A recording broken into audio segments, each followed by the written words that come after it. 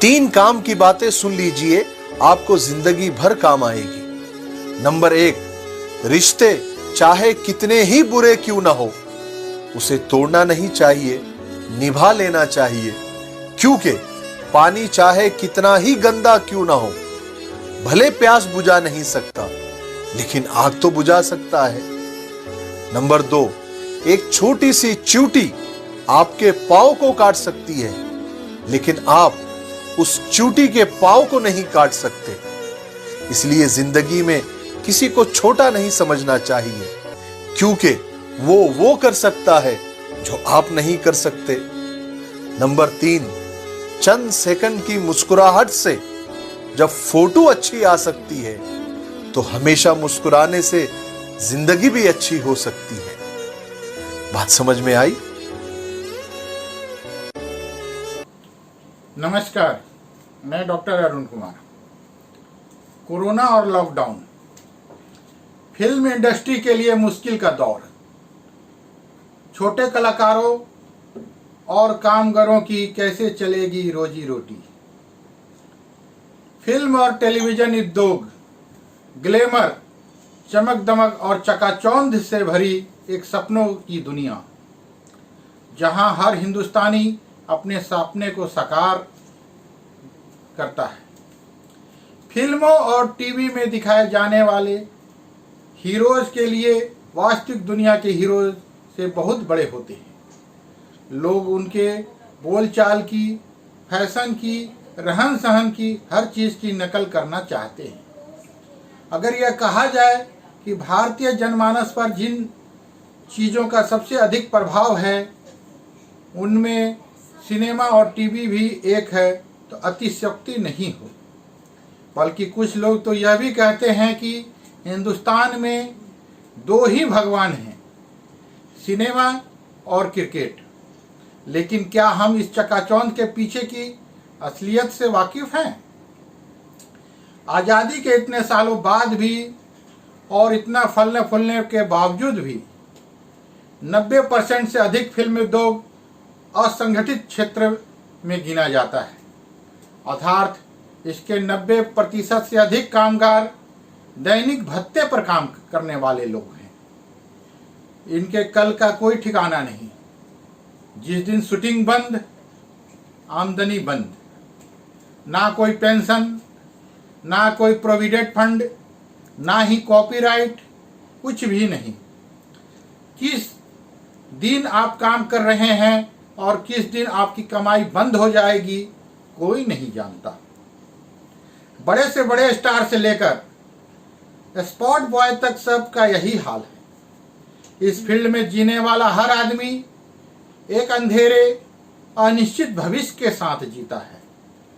भले ही वह अपने सपने चांद तारे के देखता हो। इस समय जब कोरोना के कारण सारे देश में लॉकडाउन है, फिल्म और टीवी इंडस्ट्री में काम करने वालों की स्थिति दिन प्रतिदिन बिगड़ती ही जा रही है। यहाँ काम करने वाले लोग ना तो मांग कर खा सकते हैं और ना ही किसी ऐसे वर्ग से आते हैं जिन्हें सरकारी सहायता पहुंच रही हो। बिना कमाई के कोई कब तक जीवन यापन कर सकता है? प्रोड्यूसर भी बिना कमाई के कब तक लोगों को सैलरी दे सकता है? हमारी यूनियनें और कुछ बड़े बड़े कलाकार, निर्माता एवं सभी समर्थ लोग मदद के लिए अवश्य आगे आए हैं। सब अपनी तरफ से भरपूर कोशिश कर रहे हैं। फिल्म उद्योग का एक भी कामगार भूखा ना सोए। लेकिन क्या सब यह मदद अनिश्चित काल के लिए पहुंचाना संभव है? बिल्कुल नहीं। और इससे भी बड़ी समस्या यह है कि हालांकि अब लॉकडाउन धीरे धीरे खुल रहा है, लेकिन फिल्म उद्योग के दोबारा खुलने के आसार दूर दूर तक दिखाई नहीं दे रहे हैं। यह काम ही ऐसा है कि बिना भीड़भाड़ के होना लगभग असंभव है। एक यूनिट में कम से कम 50 लोग अलग अलग जगहों से, अलग अलग बस्तियों से, जो कि ज़्यादातर झुग्गी झोपड़ियों हैं, वहाँ से आते हैं। इनका एक जगह इकट्ठा होना सोशल डिस्टेंसिंग की धज्जियाँ उड़ाना है। इसलिए इनके काम का कोरोना के पूरी तरह से समाप्त हुए बिना शुरू होने की संभावना बहुत ही कम प्रतीत होती है। सिनेमा थिएटर का भी बिना भीड़ भाड़ के चलना लगभग असंभव है और 2-3 महीने बाद जब कोरोना वायरस लगभग समाप्त हो जाएगा तब रिलीज के लिए इतने फिल्मों की लाइन होगी कि उन्हें थिएटर मिलना भी मुश्किल हो जाएगा। कितनी मेहनत से बनाई गई फिल्मों को औने पौने दामों पर बेचना पड़ेगा। एक जगह से दूसरे जगह यात्रा पर बंदिशें इतनी आसानी से हटने वाली नहीं है और इन बंदिशों के बिना अधूरी पड़ी फिल्मों की शूटिंग पूरी करना भी बहुत मुश्किल होगा। जो सीरियल लोग बड़े चाव से हर शाम बैठकर देखते थे, लॉकडाउन खत्म होने के बाद लोग उनकी कहानी भूल चुके होंगे। उनके वापस अपने पैर जमाने में अच्छी खासी मशक्कत करनी पड़ेगी। लॉकडाउन के कारण जब सामान ही नहीं बिक रहे हैं तो टीवी पर दिखाए जाने वाले विज्ञापन भी लगभग खत्म हो गए हैं। चैनलों की कमाई भी बंद पड़ी है। ऐसे में आने वाले समय में सीरियल के बजट पर क्या असर पड़ेगा यह भी कहना बहुत मुश्किल है। इस समय मनोरंजन की दुनिया से जुड़ा सिर्फ एक ही प्लेटफॉर्म है जो अच्छा कर रहा है और वह है ऑनलाइन प्लेटफॉर्म जैसे हॉटस्टार, नेटफ्लिक्स, अमेजन प्राइम इत्यादि इत्यादि। लेकिन इन पर भी जो कॉन्टेंट हैं वह सब पुराना है, उसकी शूटिंग हो चुकी है। नए कॉन्टेंट की तैयारी करके शूटिंग करना अभी दूर की बात है। यही हाल फिल्म इंडस्ट्री से जुड़े बाकी कई सारे उद्योगों का भी है।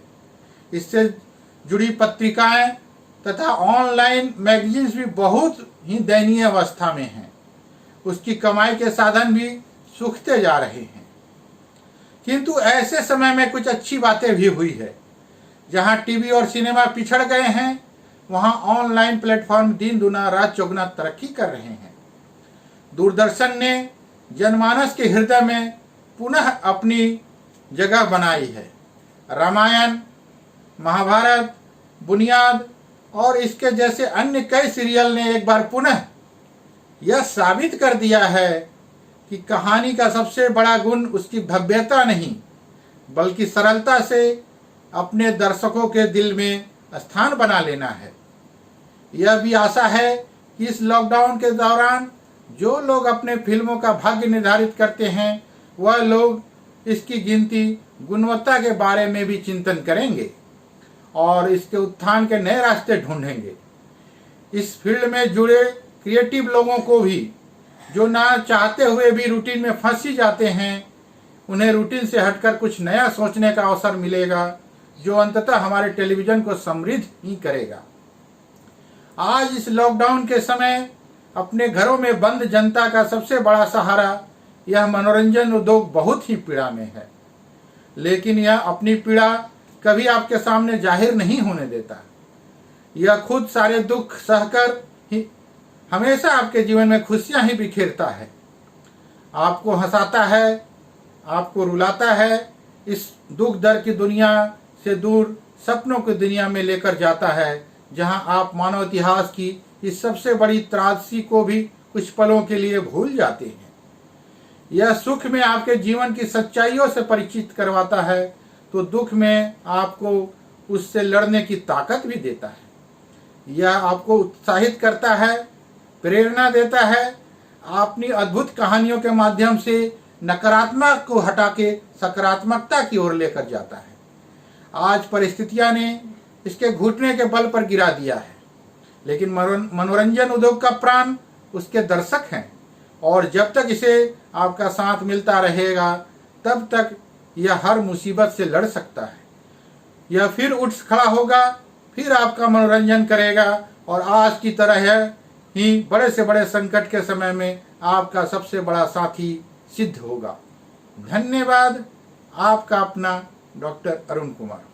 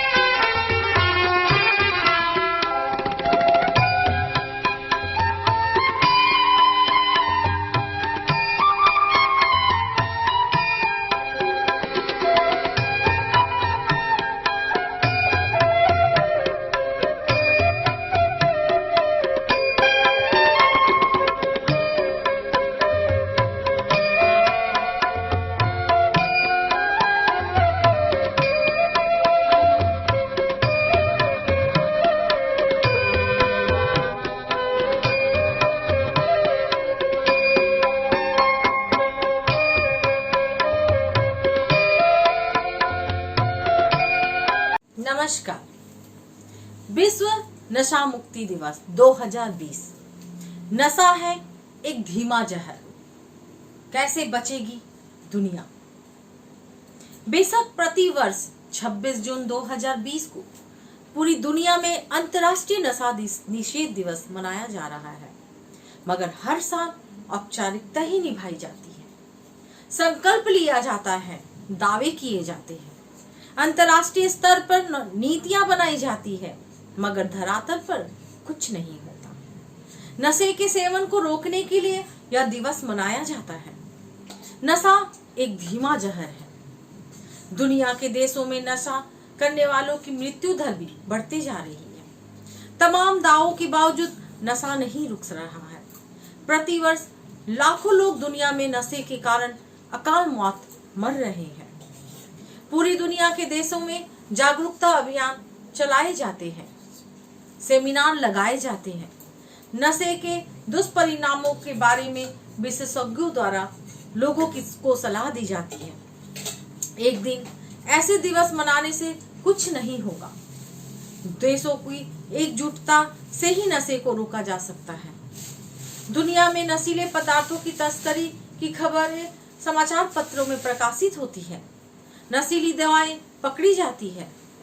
आज कोकीन, अफीम, गांजा, हेरोइन व आशीष व ब्राउन शुगर तथा चरस व भांग जैसे नशे किए जा रहे हैं। आज बच्चों से लेकर बुजुर्ग तक नशे के गुलाम बन चुके हैं। नशा आज स्टेटस सिंबल बन चुका है। कैसी विडंबना है कि मानव को नशे से होने वाली बीमारियों का पता है, फिर भी खुद को मौत की दावत दी जाती है। पुरुष तो नशा करते ही हैं, मगर आज महिलाएं भी नशे की गिरफ्त में आ चुकी है। दर्जनों प्रकार के नशों को करती है। दुनिया में नशा करने वाले लोगों की संख्या में वृद्धि बहुत ही चिंताजनक है। नशा छुड़ाने के लिए नशा मुक्ति केंद्र खोले जा रहे हैं।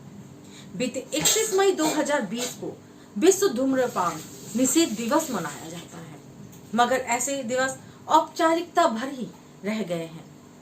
युवा पीढ़ी नशे की गुलाम हो चुकी है। दुनिया भर के युवा नशे की अंधी गलियों में भटक चुके हैं।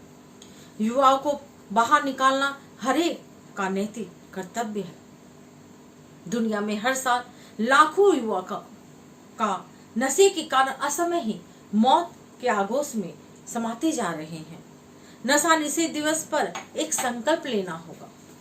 अक्सर देखा गया है कि उच्च घरानों के युवा महंगे नशे कर रहे हैं। नशेड़ी होती जा रही युवा नशे को सब कुछ मान बैठे हैं।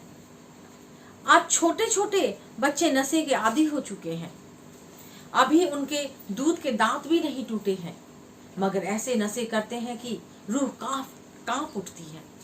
आजकल चिट्टे व टोडे व भुक्की व बूट पॉलिश व गंदे से गंदा नशा किया जा रहा है। शराब व दवाओं का नशा किया जा रहा है। हर रोज हेरोइन के अवैध कारोबार करने वालों को पकड़ा जा रहा है। आज नशा एक फैशन बन चुका है। नशे के कारण आज कई घरों के चिराग बुझ गए तो कुछ जेलों में चक्की पीस रहे हैं, जेलों में सड़ रहे हैं। अक्सर देखा गया है कि उच्च घरानों के युवा महंगे नशे कर रहे हैं। नशे के बिना रह ही नहीं सकते। जिंदगियां दांव पर लगा चुके हैं। जिंदा लाशें बनते जा रहे हैं। लाइलाज बीमारियों से ग्रस्त होते जा रहे हैं। आज लाखों युवा नशे के कारण मर चुके हैं। नशे की दलदल में धंसते न जा रहे हैं। इस दलदल से निकलना बहुत ही मुश्किल है। आज माँ बाप दुखी है कि उनके चिराग नशे की गिरफ्त में आते जा रहे हैं। आज नशे के सौदागर युवाओं के भविष्य खराब करते जा रहे हैं। अगर युवा ही नशे का प्रयोग करेगा तो आने वाला कल अंधकार में ही होगा। युवा के कंधों पर देश टिका है, मगर ये कंधे थक चुके हैं। नसों में नशा भर चुका है। जवान काया शिथिल होती जा रही है। नशे के कारण सड़क हादसों में हर साल लाखों युवा बेमौत मारे जा रहे हैं। सरकारों को राजस्व प्राप्त होता है। सरकारों को कर्णधारों की कोई फिक्र नहीं है। राजस्व ही खजाना बढ़ा जा रहा है। युवा मर रहे हैं। चंद मिनटों के मजे के लिए अनमोल जीवन बर्बाद कर रहे हैं। युवतियां भी नशे की दलदल में फंस चुकी है। समाचार पत्रों में डरावना समाचारों से पता चलता है कि आज लड़कियां भी 4 कदम आगे जा चुकी है। सिगरेट व अन्य चरस जैसे नशे शरीर के अंगों को प्रभावित करते हैं। दुनिया में कैंसर व तपेदिक के व गले के कैंसर से मौतों का आंकड़ा हर साल बढ़ता जा रहा है। अगर इन नशे को नहीं रोका तो जाने आने वाले सालों में भयावह परिणाम भुगतने के लिए तैयार रहना होगा। नशा समाज व देशों के लिए नासूर बना हुआ है। नशे को मिटाने की कसम लेनी होगी। समय अभी संभलने का है। समाज को नशे के विरुद्ध आवाज उठानी होगी ताकि युवाओं का भविष्य संवर सके। आज नशे के कारण इकलौते बच्चे मारे जा रहे हैं। नशे के लिए पैसा न मिलने के लिए माँ बाप को मौत के घाट उतारा जा रहा है। अगर सरकारों ने अभी भी कुंभकर्णी नींद ना तोड़ी तो फिर सब कुछ लुट जाएगा। नशे के कारण अपराधों में इजाफा हो रहा है। समाज को इस बुराई पर मंथन करना होगा ताकि चिरागों को बचाया जा सके। तंबाकू उत्पादों पर रोक लगानी होगी। अगर दुनिया की सरकारें चाहे तो क्या नहीं कर सकती। राजस्व के लिए और भी साधन है। ऐसा साधन किस काम का जो युवाओं की मौत से प्राप्त हो रहा है। युवाओं को की बलि ली जा रही है। नशे का कारोबार करने वालों पर दंडात्मक कार्रवाई करनी होगी। स्कूलों व कॉलेजों के 100 मीटर के दायरे में धूम्रपान बेचने वालों को सजा दी जाए जो चंद चांदी के सिक्कों की कमाई के लिए युवाओं का जीवन लील रहे हैं। लवारिस लाशें मिल रही हैं। युवाओं को बचाना हमारी जिम्मेदारी है। अपराध की जननी नशा है। नशे के कारण दंगे और फसाद होते जा रहे हैं। नशे में अंधा होकर दुष्कर्म किया जा रहा है। युवा अनमोल पूंजी है। युवा देश की धरोहर है। समाज में एक कमेटी गठित करनी होगी तभी यह नशा बंद हो सकता है। नशा करने वालों को समाज से बहिष्कृत किया जाए। उनका हुक्का पानी बंद कर दिया जाए ताकि एक स्वस्थ समाज का निर्माण हो सके और युवाओं का जीवन बचाया जा सके। सामाजिक संस्थाओं को नशे के खिलाफ अभियान चलाने होंगे। युवा ही देश को आगे ले जा सकते हैं। समय अभी संभलने का है। समाज को नशे के विरुद्ध आवाज उठानी होगी ताकि युवाओं का भविष्य संवर सके। अगर समाज अब भी नहीं जगा तो युवा नशे की दलदल में धंसता जाएगा। समाज से इस बुराई को जड़ से मिटाना होगा। नशे को बंद करने के लिए कानून बनानी होगी। हर राज्यों की सहभागिता को हो तो नशे पर लगाम लग सकती है। नशा मुक्ति केंद्र खोलने चाहिए ताकि युवाओं की काउंसलिंग की जा सके। सरकार को बिना समय गवाए इस पर रोक लगानी होगी ताकि युवाओं की पीढ़ियां बचाई जा सके। आने वाली पीढ़ियों को नशे को त्यागना होगा। जीवन को मत गवाओ। जीवन एक बार ही मिलता है। दुनिया के सभी देशों को सतर्कता बरतनी होगी। नशे का खात्मा करना होगा। नशे का सेवन रोकना होगा। दुनिया के तमाम देशों की भागीदारी से ही नशे को रोका जा सकता है। तभी ऐसे अंतर्राष्ट्रीय नशा दिवस निषेध दिवसों की सार्थकता होगी। मैं ललिता कुमारी, धन्यवाद। নমস্কার, শুরু করছি করোনার পাঁচালী। চীনের প্রসিদ্ধ জায়গা শহর উহান, দেশ বিদেশের লোক ঘুরে বেড়ায় সেখান। মাছ মাংস ইঁদুর বাদুর সবই তারা খায়, অতি কষ্টে মেরে তারা পেট ভরায়। এমনই এক কুক্ষণে তারা খেয়ে ফেললো সাপ, মা করোনা রুষ্ট হয়ে দিল অভিশাপ। হাঁচি কাশি শ্বাসকষ্ট বুকে জমে কফ, ধীরে ধীরে হৃৎপিণ্ড হয় সুইচ অফ। চীনা সরকার ধামাচাপা দিতে চাইল সব, এসব দেখে দেশবাসী তোলে কলরব। মেলামেশা ছোঁয়াছুঁই হচ্ছিল দেদার, করোনাও লাফিয়ে লাফিয়ে বাড়ছিল সেবার।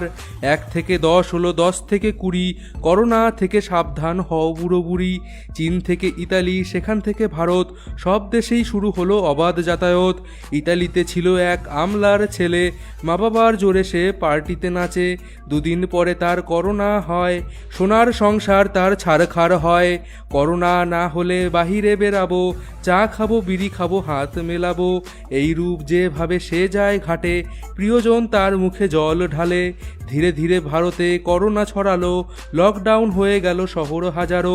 দুধ ওষুধ মুদি দোকান এসব থাকবে খোলা, বেশি বেশি জিনিস কিনে করোনা হেলা ফেলা। এরপরও কিছু লোক বাহিরে বেরালো, পুলিশের লাঠি তাদের ঘরে ফেরালো। ভাইরাস আটকাতে কিছু পূজা পাঠ হয়, রাস্তায় লোকজনের মিছিল বেড়ায়। মা করোনা বলিলেন এসব নাহি চাই, ঘরেতেই থাকো সবাই ইহাই দাওয়াই। হাত ধোও বারে বারে, মুখে পরো মাস্ক, তাহলেই সন্তুষ্ট আমি, হবে না ভাইরাস। শোনো শোনো ভারতবাসী শোনো দিয়া মন, মা করোনার পাঁচালী করিলাম বর্ণন। যে জন এই কথা শুনে এক মনে, মা করোনা ছোবে না তাকে জীবনে। নমো নমো করোনায় নমঃ। नमस्कार, मैं मौसमी प्रसाद। ज़्यादा देर तक बैठे रहने की आदत तो संभल जाए, हो सकता है कैंसर। कोरोना वायरस के बढ़ते संक्रमण को देखते हुए दुनिया के कई देशों में महीनों से लॉकडाउन लगे हुए हैं, ताकि लोग घरों से न निकले और वो इस महामारी के शिकार न हों। ऐसे में लोग वर्क फ्रॉम होम यानी घर में ही रहकर ऑफिस का काम भी कर रहे हैं। अब लोग घरों से न निकलकर इस खतरनाक वायरस से तो बच सकते हैं, लेकिन घर में ज्यादा देर तक बैठे रहना उनके लिए खतरनाक साबित हो सकता है। अगर आप भी ज्यादा देर तक बैठे रहते हैं या बैठकर काम करना मजबूरी है तो संभल जाएं। ये आपके लिए नुकसानदेह सिद्ध हो सकता है।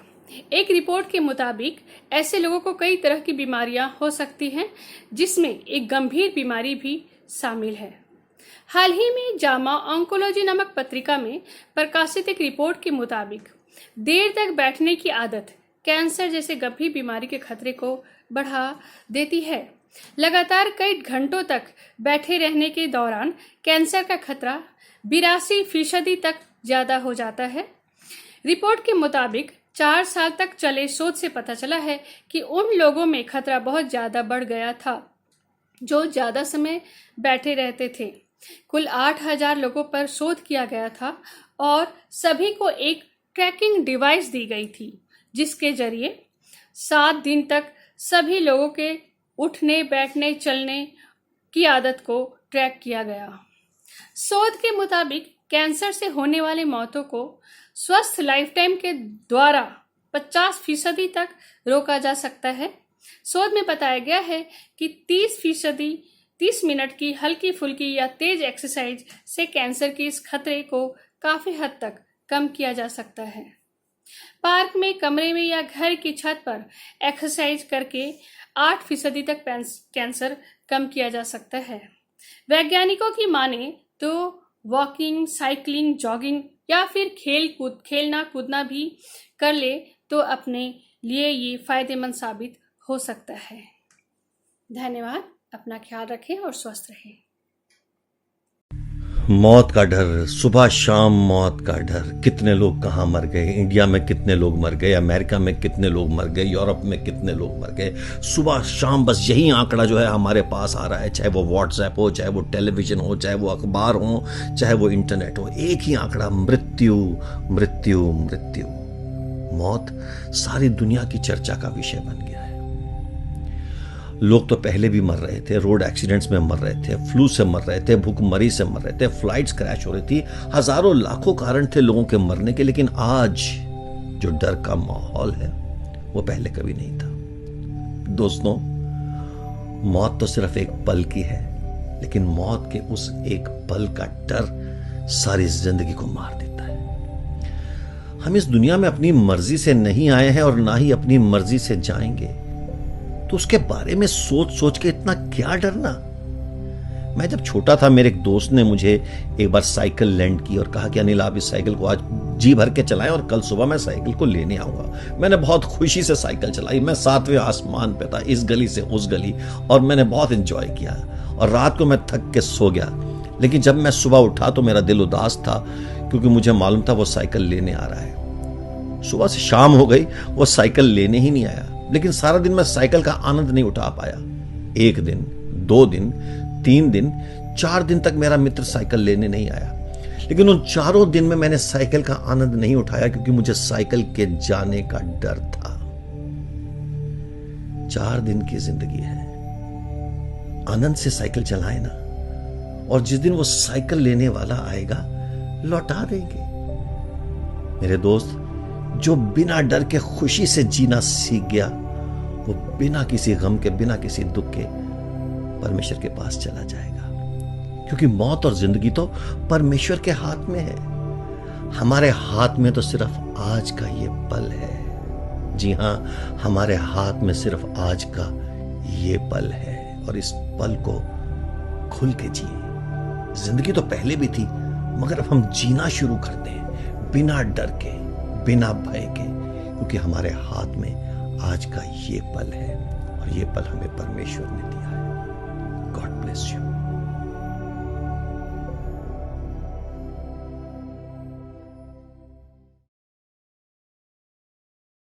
আমাকে অনেক কষ্ট দিয়েছো তোমরা, সমস্ত সীমা লঙ্ঘন করে একের পর এক আমার শরীরে আঘাত করেছো তোমরা। তোমরা বোঝনি আমার ব্যথা, আমার যন্ত্রণাটা। বারবার হাত জোড় করে তোমাদেরকে বলেছি গাছ কেটো না, প্লাস্টিক বর্জন করো, অকারণে গাড়ি ঘোড়া চালিও না, শব্দ দূষণ করো না, বায়ু দূষণ করো না। কিন্তু তোমরা আমার আর্তনাদ কানেও নিলে না। বারবার চিৎকার করেছি বিশ্ব উষ্ণায়ন বাড়ছে, ওজোন লেয়ার ক্ষতিগ্রস্ত হচ্ছে, সুমেরু কুমেরুতে বরফ গলতে শুরু করেছে। এত কিছু বলা সত্ত্বেও তোমরা শুধু শুনে গিয়েছো, কাজে কিছুই করনি, গুরুত্বই দাওনি আমার কোনো কথার। তোমরা শুধু ছুটেছো ব্যাংক ব্যালেন্সের পিছনে। তোমরা শুধু ভেবেছো নিজের স্বার্থের কথা। নিজের ঘরটাতে এসি লাগিয়েছো আর ভেবেছো আমার ঘরটা তো ঠান্ডা আছে, বাইরে যা পারে হোক। তোমার জন্যই অ্যামাজনের জঙ্গল জ্বলেছে, তোমার জন্যই অস্ট্রেলিয়ার জঙ্গল পুড়েছে, কত না জানি নিরীহ পশু পাখি মরেছে। তবুও তোমার জ্ঞান হয়নি, তবুও তোমার হুঁশ ফেরেনি। একটাবার আমার দিকে দেখনি, আমার শরীরটা যে ক্ষত বিক্ষত। একবার ভ্রুক্ষেপও করনি। ভ্রুক্ষেপ তো দূরের কথা, একটাবার খোঁজ নেওয়ারও সময় হয় না তোমাদের। আসলে তোমরা সবই জানো, জেনে শুনেও আমাকে মিস ইউজ করছো, সবকিছু বুঝেও আমাকে বিপদের মধ্যে ঠেলে দিয়েছো। আজ আমি অসহায়, আমি একা হয়ে গেছি। বারবার তোমাদের কাছে সাহায্য চেয়ে আমি যখন ব্যর্থ, আমার ধ্বংস যখন অবধারিত, ঠিক তখনই আমাকে বাঁচাতে, আমাকে সাহায্য করতে চলে এলো সেই মহামারী, হ্যাঁ, করোনা ভাইরাস। তোমাদের দেওয়া নাম কোভিড-19। এখন তো বেশ চুপটি করে ঘরের কোনায় বসে আছো। কই, আর তো গাছ কাটছো না, আর তো গাড়ি চালাচ্ছ না, আর তো শব্দ দূষণ শোনা যাচ্ছে না, বায়ু দূষণটাও ছেড়ে দিয়েছো। ভালো ছেলের মতো ঘরে বসে দিন গুনছো। চাদু, লাফালাফিটা বড্ড বেশি হয়ে যাচ্ছিল। বারবার বারণ করা সত্ত্বেও যখন শোনোনি, তখন তোমাদের পায়ে বেড়ি পড়াতে এসেছে করোনা ভাইরাস।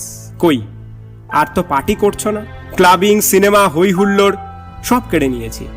তোমাদের আসল অকাতটা আজ বুঝিয়ে দিয়েছি। কই, এনআরসি, ক্যাব সব মুছে গেল, ধর্মে ধর্মে বিভেদ সব ঘুচে গেল। আজ প্রাণ বাঁচানোর আশায় ছুটছ। বড় বড় দেশের নেতা মন্ত্রীরা ভুল ভাল জিনিস করতে বলছে, আর তোমরা তাই করে বেড়াচ্ছ। গো করোনা গো বললেও কিছু হবে না। আগে নিজেরা শোধরাও, আমার সাথে দুর্ব্যবহার করাটা বন্ধ করো। আর যদি আমাকে মিস ইউজ করতে থাকো, তাহলে করোনা কেন, কত অজানা রোগ, কত অজানা বিপদ তোমাদের মধ্যে চলে আসবে, তোমরা তা চিন্তাও করতে পারবে না। এখনো সময় আছে, নিজের পৃথিবীটাকে নিজের ঘর ভাবো। তোমরা মানব জাতি সত্যিই আজব। নিজেদের অন্যায়ের শাস্তি যখন নিজেরা পাচ্ছ, নিজেদের কুকর্মের ফলে যখন নিজেরা ভুগছ, তখন দোষ দিয়ে চলেছ ঈশ্বরকে, আল্লাহকে, ভগবানকে। তাহলে আজ শোনো, ঈশ্বর, আল্লাহ, ভগবান কেউ তোমাদের সাহায্য করতে আসবে না, কারণ আমি পৃথিবী তাকে বারণ করে দিয়েছি। 2.0 পক্ষ থেকে আমি আশিক। বন্ধু, চলো আমরা সবাই শপথ নিই, নিজের ঘরটা নয়, পৃথিবীটাকে সুন্দর করে গড়ে তুলি। হয়তো এই মহামারী একদিন শেষ হয়ে যাবে, কিন্তু নিজেদের শোধরানো দরকার।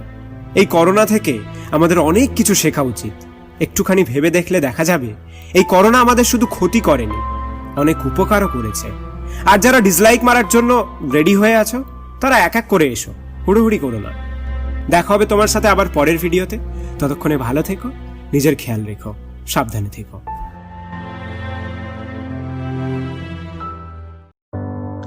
এক রাজার 4 জন স্ত্রী ছিল।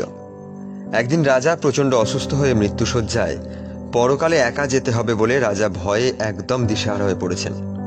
তিনি কোনোভাবেই একা পরকালে যেতে চান না। তিনি তার চতুর্থ স্ত্রীকে সবচাইতে বেশি ভালোবাসতেন, তাই তাকে দামি সব হীরা, গহনা ও কাপড় চোপড় কিনে দিতেন। তাই সবার প্রথমে তাকে জিজ্ঞেস করলেন, তুমি কি আমার সাথে মরতে রাজি আছো? চতুর্থ স্ত্রী বললেন, দুঃখিত, আমি এটা করতে পারবো না। এই বলে সে চলে গেল। রাজা তার তৃতীয় স্ত্রীকেও অনেক ভালোবাসতেন এবং তাকে নিয়ে অনেক গর্বও করতেন। তৃতীয় স্ত্রীকে জিজ্ঞেস করলেন, তুমি কি আমার সঙ্গে পরপারে যেতে রাজি আছো? তৃতীয় স্ত্রী সরাসরি জবাব দিলেন, না, তা কি করে সম্ভব? আমি আমার জীবনকে অনেক ভালোবাসি, আমি তোমার সাথে মরতে পারবো না। তুমি মরে গেলে আমি পুনরায় বিয়ে করব। তার দ্বিতীয় স্ত্রী সবসময় যে কোনো বিপদে আপদে সর্বদা পাশেই থাকতেন। দ্বিতীয় স্ত্রীকে ডেকে জিজ্ঞেস করলেন, তুমি কি আমার সাথে পরকালে যাবে?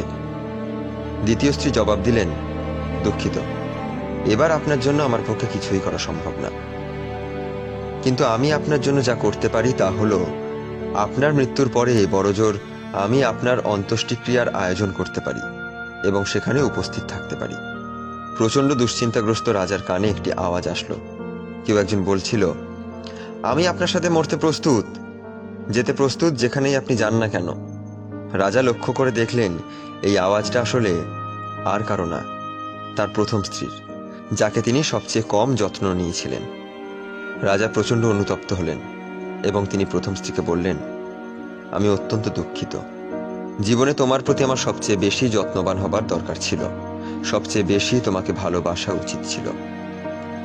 এই গল্পের মূল কথা হচ্ছে আমাদের সকলেরই 4 জন স্ত্রী রয়েছে। চতুর্থ স্ত্রী হচ্ছে আমাদের শরীর, যাকে আমরা সুন্দর করতে কত কিছুই না করি, কিন্তু পরিশেষে সে আমাদের সঙ্গে পরকালে যায় না। তৃতীয় স্ত্রী হচ্ছে আমাদের ধনসম্পত্তি, যা জোগানোর জন্য আমরা আমাদের সারাটা জীবন শেষ করে দিই, কিন্তু সেই ধনসম্পত্তিও মৃত্যুর সময় আমাদের সঙ্গী হয় না, বরং মৃত্যুর পর তা অন্যদের মধ্যে ভাগ হয়ে যায়। দ্বিতীয় স্ত্রী হচ্ছে আমাদের পরিবার ও বন্ধু বান্ধব, যারা আমাদের বিপদে আপদে সব সময় পাশে থাকে, কিন্তু আমাদের মৃত্যুর সময় তারা আমাদের সঙ্গী হতে পারে না। তারা সর্বোচ্চ আমাদের অন্ত্যেষ্টিক্রিয়ায় শেষবারের মতো বিদায় জানাতে আসতে পারে। সবশেষে আমাদের প্রথম স্ত্রী হচ্ছে আমাদের আমল বা ভালো কাজ, যা আমরা অবহেলা করি এবং সর্বদাই সবচাইতে কম গুরুত্ব দিয়ে থাকি। শরীরের যত্ন নিন, ধনসম্পত্তি উপভোগ করুন, বন্ধু বান্ধব ও পরিবারের প্রতি মনোযোগী হন, পরিশেষে নিজেকে সবচেয়ে বেশি নিয়োজিত করুন ভালো কাজে, কারণ দিন শেষে আপনার আমল বা ভালো কাজ থেকে যাবে, বাকি সব পড়ে থাকবে।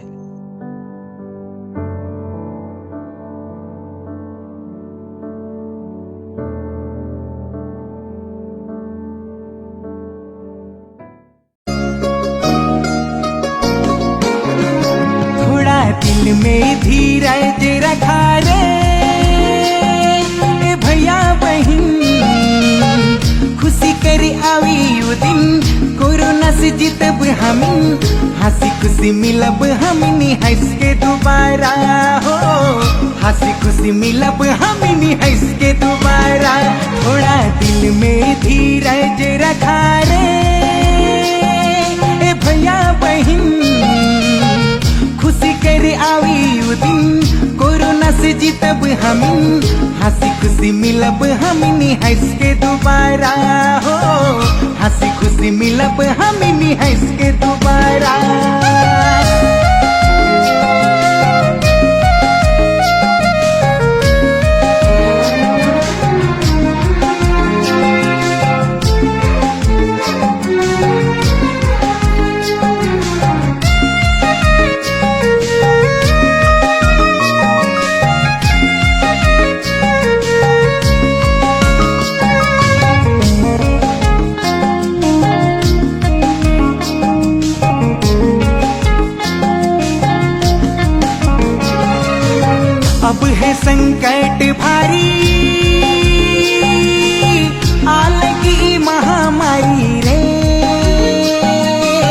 अब तो लागत है जान बाजी के नहीं बाजी रे।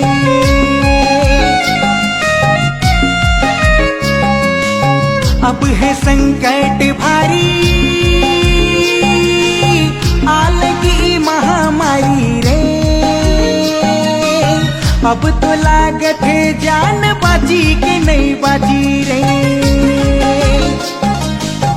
मोदी कर बात मना, घर से नख कहीं जाना, झारखंड सरकार देवी घरे बैठी अन्नदाना।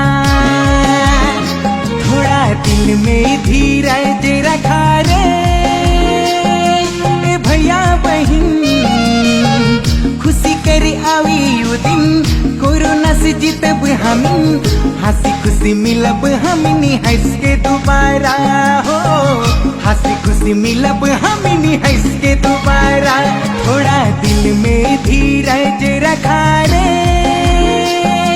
ए भैया बहन, खुशी कर आवी वो दिन, कोरोना से जीतब हम, हंसी खुशी मिलब हमनी हंस के दोबारा हो। हंसी खुशी